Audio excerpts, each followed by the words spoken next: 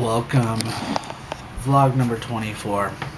It is Friday, the 27th of May, 2011, and some sad news to report tonight. One of the greats, one of the innovators, if not the innovator of rap music, Gil Scott-Heron, poet, musician, social commentator, passed away today at the age of 62 in New York City. Had recently, I guess, gone to Europe and was came back from Europe and was not feeling good. I guess he'd gotten sick over there. Was admitted to a New York hospital and died today around 4 p.m. according to this the CNN story. It says it was not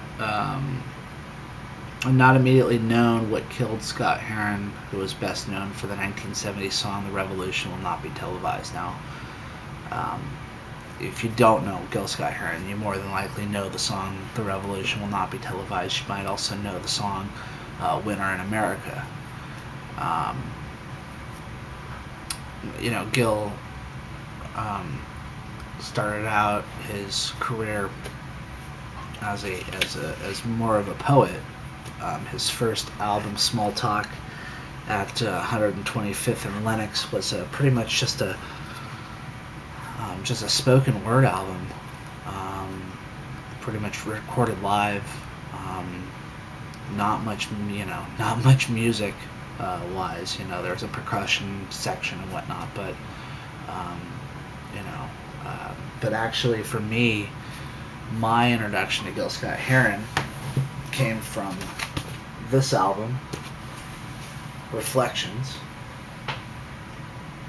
released in 1981,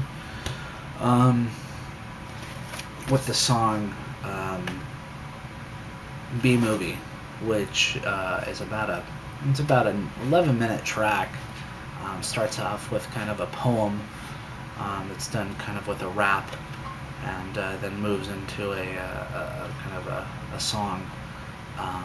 But this album in particular, thank my old man, my dad, for introducing me to this album probably about 12 years ago or so. Inner City Blues. Inner City Blues, which is actually a song written by Marvin Gaye. It's quite interesting. Amazing album. If you've never listened to it, please pick it up, or pick up any of Gil Scott-Heron's music. It's readily available. I'm sure you can find it on Amazon, but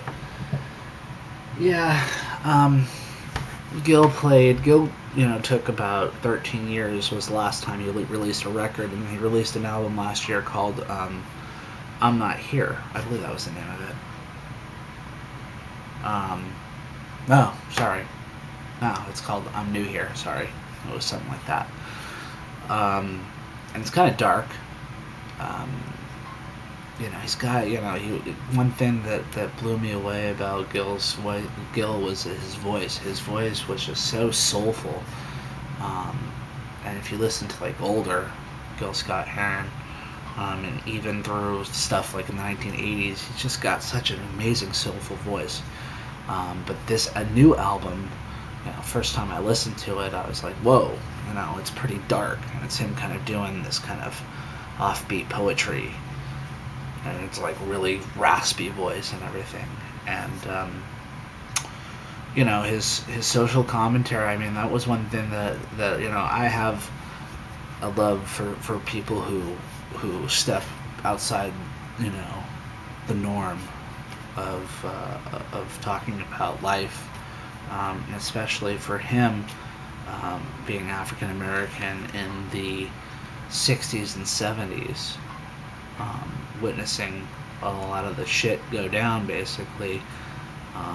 He was a political commentator, a social commentator who really, expressed what was going on in the streets. And, that's kind of where he got the whole, beyond the poetic side of things, that's where he kind of got the whole thing, about being the Godfather of Rap. Because he really told, it was a precursor to, like, the message, it was just kind of like he was telling what was going on in the streets and relation to what was going on in Washington, D.C. Whitey on the Moon actually is a great track. Look that up.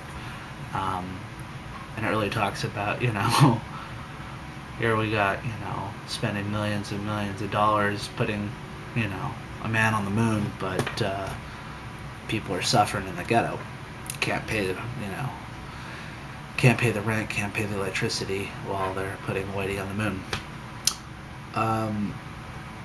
But Gil played Coachella 2 years ago. I tried to get press passes through Verbicide magazine, and because we're so small, they couldn't give us press passes.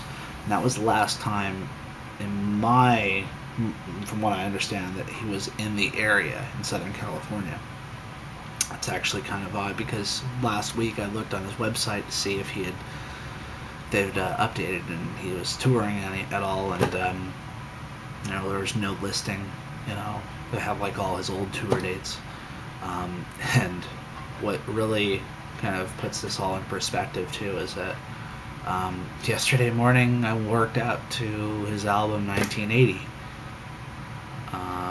Shut Him Down, matter of fact, and I made another amazing song. It's a really kind of jamming beat, Shut Him Down. Yeah, even this Irish white dude right here can get down with some Gil. So, I don't usually get choked up about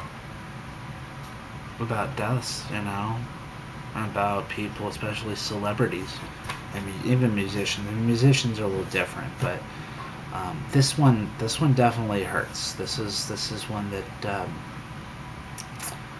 really. I was not looking forward to this. I knew this day was going to come because apparently he was HIV positive. He didn't look like he was in the best of health. He was old, he was relatively old, 62 years old. But yeah, if you there are a lot of people who don't even know who Gil Scott-Heron is, and like if you're one of these people, please go out and get a copy of Reflections. Get a copy of, here, I'll show you. Get a copy of that album right there. It's Your World.